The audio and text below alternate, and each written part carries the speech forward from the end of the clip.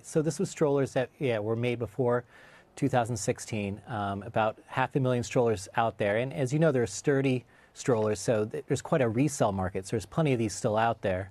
And what happened was the front wheel would come off while people were jogging. And what was interesting about after 2016 is they redesigned it so it was harder for the wheel to come off. And the wheel, so the company says, of course, we have statements from the company, from the CPSC. The company says they take safety very seriously. They disagree with the way the article characterizes the stroller. Their decision not to agree to a recall was based on the fact that the product is not defective and safe when it's used as instructed. Why was there never a recall?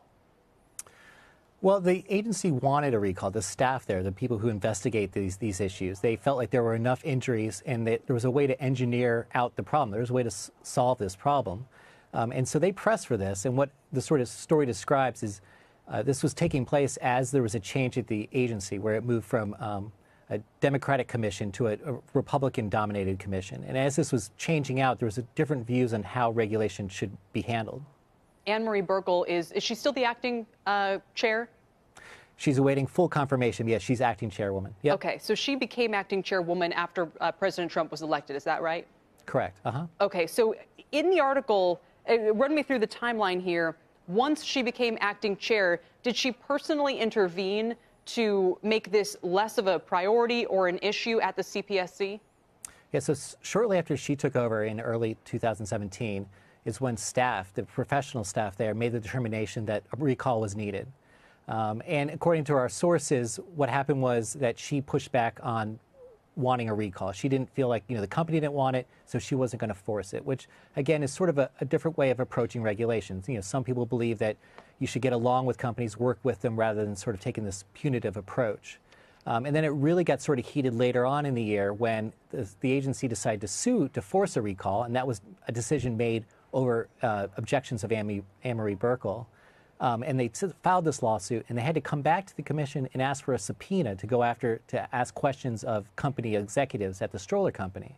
And Anne-Marie Buerkle and another Republican commissioner voted down that subpoena, basically undercutting the case. So in this case, it appears that there was a personal responsibility on her part, according to your reporting, with not issuing a recall and being more severe on Britax. Is this the only example that you turned up? No, I mean, she has a different view of how the agency should be operated, and it's caused a fair bit of consternation in different quarters. She earlier, before she was chairwoman, she was on the commission itself, and she has been the lone vote in some fairly notable cases, one involving a humidifier company that was making humidifiers that were prone to catching fire, and they knew were catching fire.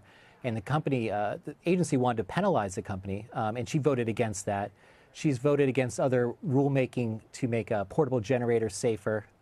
She takes a different approach to regulation. I did not hear from anyone who thought that she was ill-willed or wanted to see people get hurt. They really did think she just has a very different view of how the agency should be operated. And you feel comfortable using your stroller now, Todd? Our kids, thankfully, have outgrown the stroller. So, yes. Well, I think consumers are more aware than ever about the need to see what model they have and pay attention to whether it's safe and whether they're using it properly. Todd, thanks for the story. Appreciate you joining me. Oh, definitely.